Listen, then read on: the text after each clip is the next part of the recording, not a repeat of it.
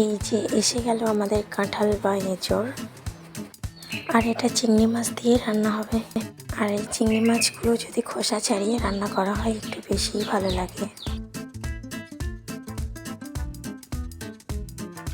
আর এদিকে কাঁঠালটা বাছা কোটার পরে পানিতে ভিজিয়ে রাখা হয়েছে।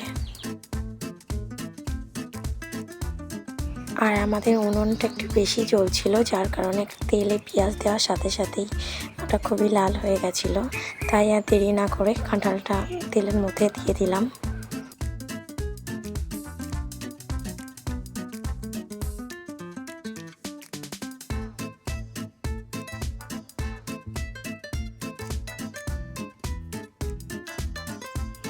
একটু ভালো করে নাড়াচাড়া করে নিলাম, যাতে করে তেলটা সব কাঁঠালের গায়ে লেগে যায় ভালো করে।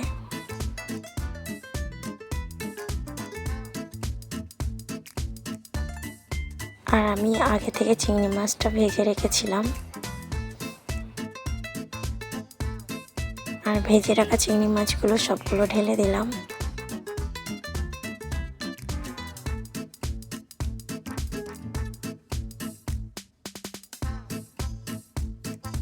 আবারও একবার ভালো করে নেড়ে নিলাম।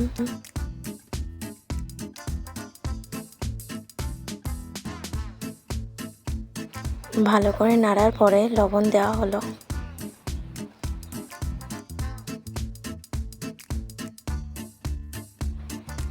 এবার হলুদ দেওয়া হলো। এবার গোলমরিচের গুঁড়া দেওয়া হলো। এরপরে পেস্ট করে রাখা আদা রসুনটা ঢেলে দিলাম।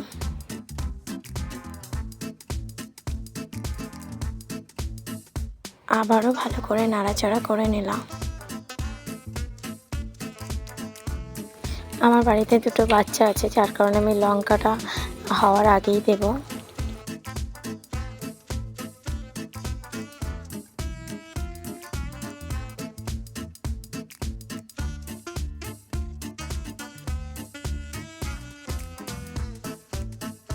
ভালো করে নাড়াচাড়ার পরে আমি পরিমাণ মতো পানি দিয়ে দিলাম।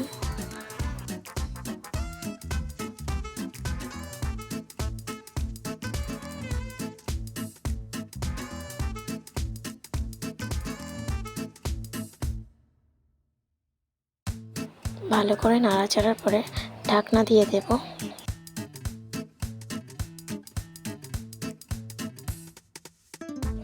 পানিটা এখন কমে আসলো, আমি আবার ঢাকনাটা তুলে আরেকটু নাড়াচাড়া করে নিলাম।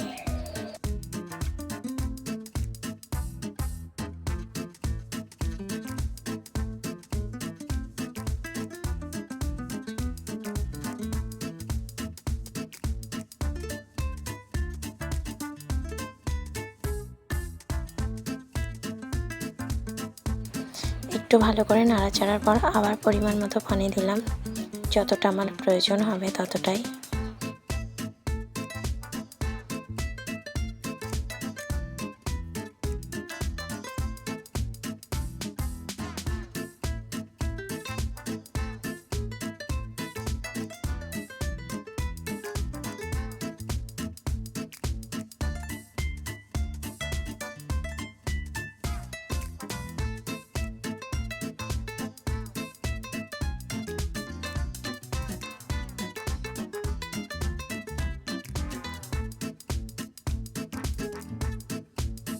এটাকে আমি আরও কিছুক্ষণ হতে দেব, আবার ঢাকনা লাগিয়ে দিলাম।